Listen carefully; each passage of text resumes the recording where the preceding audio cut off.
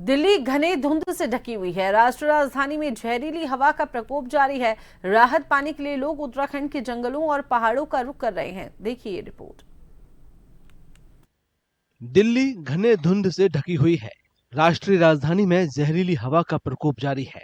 राहत पाने के लिए लोग उत्तराखंड के जंगलों और पहाड़ों का रुख कर रहे हैं। दिल्ली में कई जगहों की औसत AQI बार बार 400 के पार जा रही है।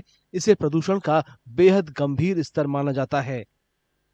इसके बाद से नैनीताल, भीमताल और कॉर्बेट टाइगर रिजर्व समेत उत्तराखंड के दूसरे लोकप्रिय पर्यटन स्थलों पर दिल्ली से जाने वाले सैलानियों की संख्या बढ़ गई है। दिल्ली में और यहाँ के टेम्परेचर में भी और यहाँ के पोल्यूशन में भी काफ़ी ज़्यादा डिफरेंस है। यहाँ पे मतलब हम आसमान भी देख सकते हैं खुल के, और तारे भी दिख रहे थे यहाँ पे। वहाँ पर तो तारे और आसमान तो मतलब दिखता ही नहीं है बिल्कुल भी, सब कुछ ब्लर ब्लर सा ही दिखता है आसमान में।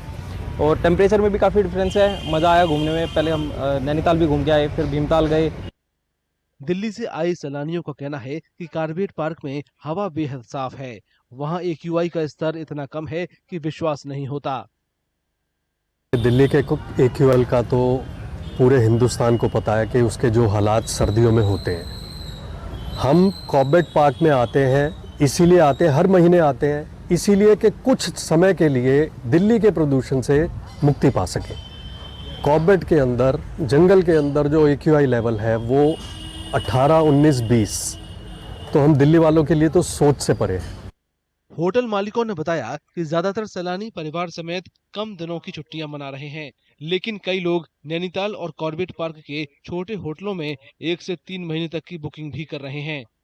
ये जो दिल्ली में और NCR क्षेत्र में जो पॉल्यूशन है वो बहुत हद तक बढ़ चुका है। उसका लाभ यहाँ के पर्यटन उद्योग को मिल सकता है, क्योंकि मैं देख रहा हूँ कि कुछ इस तरह की बुकिंग्स भी आ रही हैं कि जो मेट्रोज में हमारे जो बीमार लोग हैं या बूढ़े बुजुर्ग लोग हैं, वो उनको उनकी सेहत को ठीक रखने के लिए कई सारे लोग इंक्वायरी कर रहे हैं कि भाई 2 महीने के लिए, 3 महीने के लिए लॉन्ग स्टे के लिए लोग अपनी जगह ढूंढ रहे हैं। अच्छा एक साइन है बेसिकली कॉर्बेट के पर्यटन के लिए, टूरिज्म के लिए, कि अगर लोग लंबे अरसे के लिए रहने के लिए आ रहे हैं, और ख़ास तौर से एजेड पेरेंट्स जो हैं वो आ रहे हैं, क्योंकि उनके जो घर वाले हैं या उनके बच्चे जो हैं वो उनको पोल्यूशन से दूर रखना चाह रहे हैं। It's a very good sign. और मैं ख्याल से जो ये छोटी छोटी प्रॉपर्टीज़, होम स्टेज हैं या B&Bs हैं, वो बिल्कुल परफेक्ट है उनके लिए। अधिकारियों का कहना है कि घने जंगल, साफ हवा और शांत वातावरण की वजह से ये जगह महानगरों के प्रदूषण से राहत पाने वालों के लिए मुफीद है।